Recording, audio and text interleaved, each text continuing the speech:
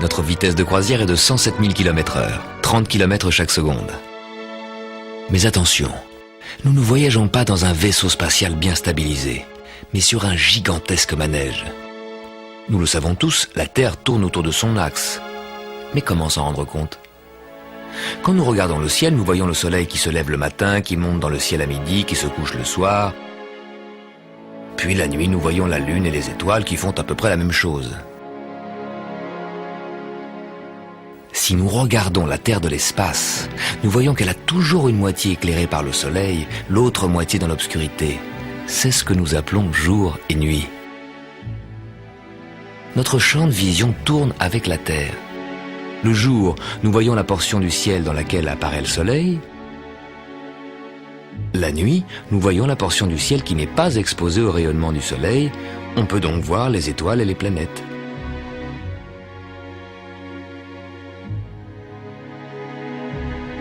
En fait, quand vous regardez le soleil, il semble traverser le ciel, alors qu'en réalité, il est immobile. C'est vous qui le voyez depuis un manège qui tourne.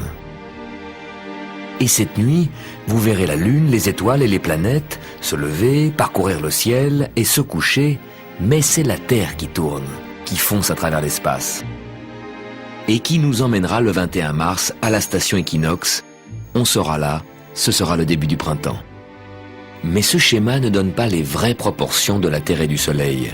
Comparé à la Terre, le Soleil est très très grand. Imaginez un Soleil de la taille d'une coupole d'une grande cathédrale.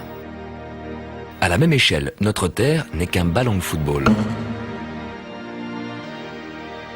Un ballon qui serait tombé à 5 km, à la périphérie de la ville.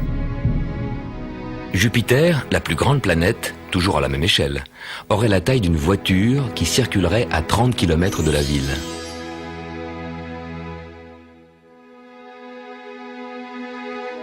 Et Pluton, la planète la plus lointaine, ne serait à cette même échelle qu'une balle de tennis qui gravite sur une orbite à 200 km. Un cousin tellement lointain, on peut se demander s'il fait encore partie de la famille du système solaire.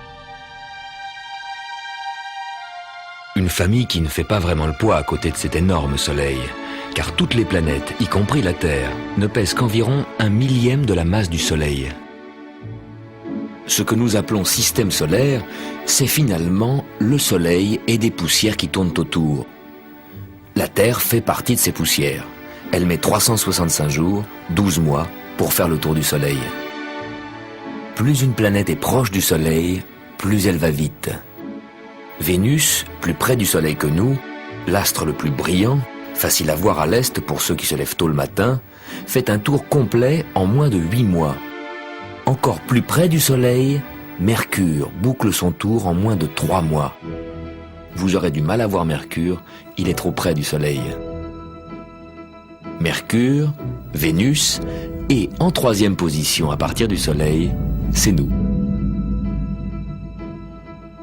Plus loin du Soleil, la planète Mars va moins vite que nous, elle met 2 ans pour faire un tour. Beaucoup plus loin que Mars, Jupiter, la planète la plus grande, met 12 ans pour parcourir son orbite. Et encore plus loin et encore plus lent, Saturne.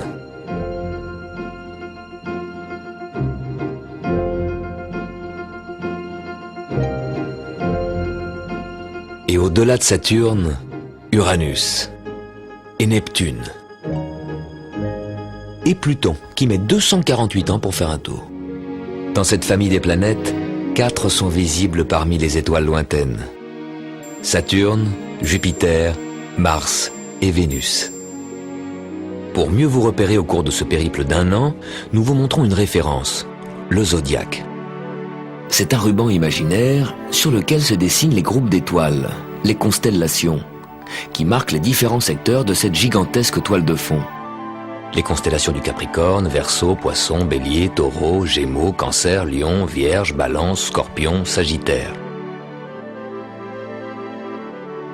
La Terre aujourd'hui se trouve ici. Nous voyons le Soleil devant la constellation du Sagittaire. Le Soleil est en Sagittaire. Puis d'ici quelques semaines, quand la Terre aura avancé sur son orbite, nous verrons le Soleil devant la constellation du Capricorne. Le Soleil sera donc en Capricorne. Et la nuit, vous pouvez situer les planètes grâce aux constellations du zodiaque. Saturne apparaît parfois devant la constellation des Poissons. Et Mars devant la constellation de la Vierge. Le Soleil en Sagittaire, en janvier, dans l'horoscope c'est marqué Capricorne.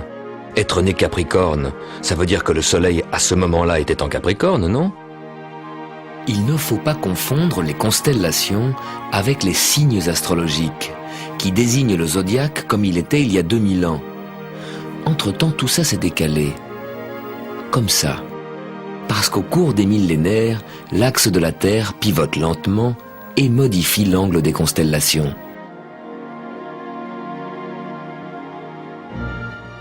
La lumière du Soleil met 8 minutes pour arriver jusqu'à nous. Le Soleil et les planètes sont tout près de nous, c'est notre voisinage.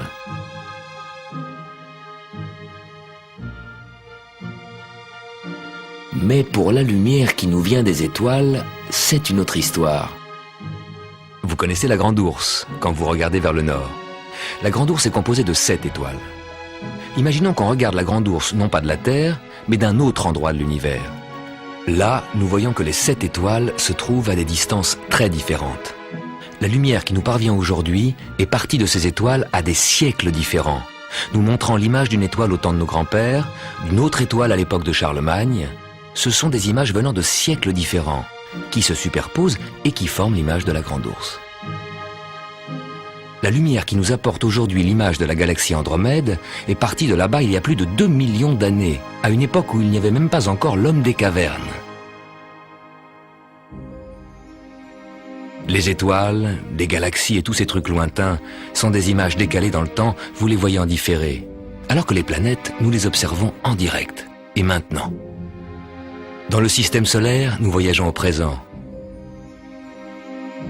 Quand nous regardons les étoiles, nous voyons le passé.